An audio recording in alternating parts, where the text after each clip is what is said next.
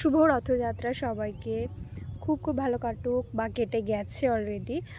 তো এখন হচ্ছে যে আমি মাঝ রাস্তায় দাঁড়িয়ে, এটা হচ্ছে আমাদের গ্রামের পাশেই একটা মাঠে রথ হয়, ওখানে মেলা টেলা বসে, অনেক দোকান টোকান বসে। তো ওখানে আমি চললাম, ওখানে আমার দিদার পিসি সামনে এগিয়ে গেছে, আমি এখানে দাঁড়িয়ে ব্লগ করছি। আর চলো আজকে দেখি কী কী দেখতে পাই এবং রথে কী কী মজা করি আর মেলাতে কী কী করি আমি সেগুলোই আমি ক্যাপচার করে রাখবো। আমি বেশিক্ষণ কন্টিনিউ করতে পারবো না এখন ব্লগটা, মানে এই মুহূর্তে, কেননা এই যে দেখতেই পাচ্ছ রাস্তার হাল, এক্ষুনি পরে মুখ টুকতে গেলে আমার পুরো আজকের দিনটাই যাবে নষ্ট হয়ে।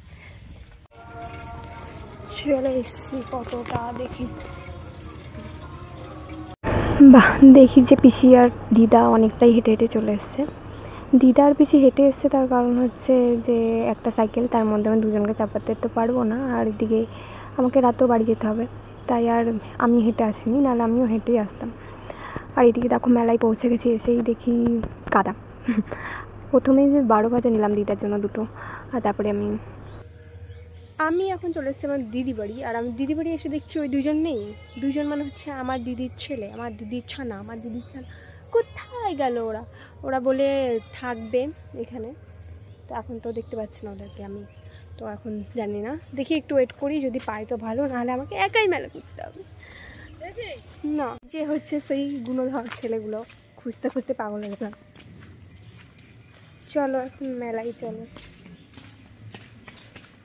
তোদের জন্য আমি মেলাতে গেছিলাম, সেখান থেকে ফিরে আবার তোদেরকে ডেকে নিয়ে আসতে এসেছি। মেলায় নিয়ে যাব, কিন্তু একটা শর্ত আছে। কি? আমি যখন যাব ওখানে তোরা আমার সাথেই থাকতে হবে, পালিয়ে গেলে কিন্তু হবে না। আমাদের একটা শর্ত আছে। কি? আমরা যা বলবো তাই কিনে নিতে হবে। ওই সব কিছু হবে না। দুজনা কোথায় গেলি? মেলাতে এসেই দুজনা পালানোর চেষ্টা। কথা মতো ওদের দুজনকে নিয়ে মেলাতে এলাম, আর ওরা দুজনের সাথে আমি ঘুরছি। আর পিসি একটা চেনা পরিচিত, ওনার বাড়িতে দেখা করতে গেছেন। প্রথমেই দেখুন এখানে জিলিপি নিতে চলে এসেছি। আমি জিলিপি নিতে আসিনি, দুটো জিলিপি খাবো বলে টেস্ট করতে এসেছি। এখানে এই দাদাটা আমাদের চেনা, তাই দাদা ডাকলো।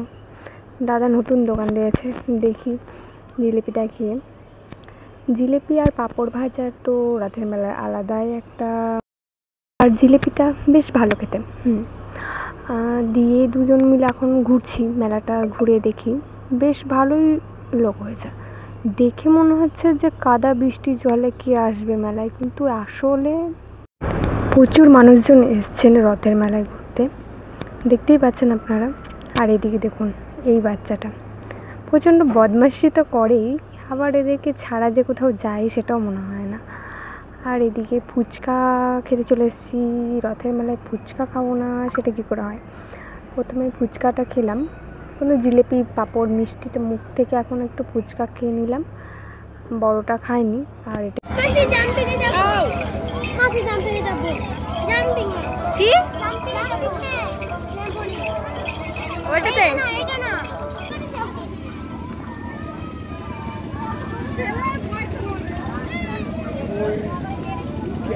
দেখে বনি মাথায় লেগে যাবে, একটু সাইড করে হাঁট, সাইড করে।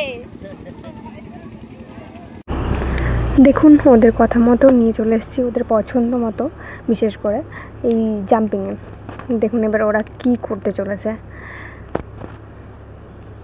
ওদের ফুর্তি আলাদা। দেখুন বাপরে বাপ, ডিগবাজি খাচ্ছে, ওদেরকে দেখে আমার নিজের ভয় করছিল।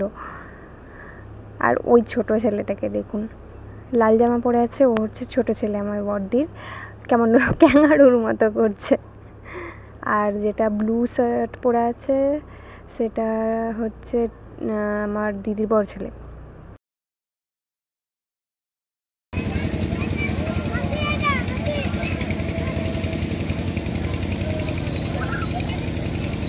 এতক্ষণ ধরে লাফাঝাপি করার পর ওদের দুজনের প্রচণ্ড গরম লেগে আছে, দিয়ে এখন চললো আইসক্রিমের কাছে। আইসক্রিম নিয়ে নিয়েছি 3টে। আইসক্রিম খেয়ে গরম ছাড়াতে ছাড়াতেই দেখি যে চলে এসছে রথের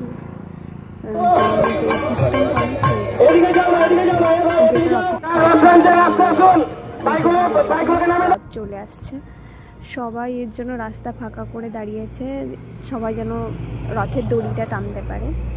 আমিও অনেক ভিড়ে চেষ্টা করে রথের দড়ি ফাইনালি টেনেছিলাম, একটু হলেও ধরেছিলাম, বেশ ভালো লেগেছিল। সবাইকেই টানার সুযোগ দেওয়া উচিত, সবাইকেই টানছিল, দিয়ে আমি একটু দূরে গেছিলাম। এইভাবেই সবাই মিলেমিশে দিয়ে এখন হচ্ছে চলে এলাম যে দোকানপাটগুলো বসেছে মেলায়, তো একটু ঘুরতে এলাম, দেখি কি কি পছন্দের পাওয়া যায় আমার। দোকানপাট ঘুরে টুরে দুটো জিলিপি কিনে এখন চললাম বাড়ির পথে রওনা।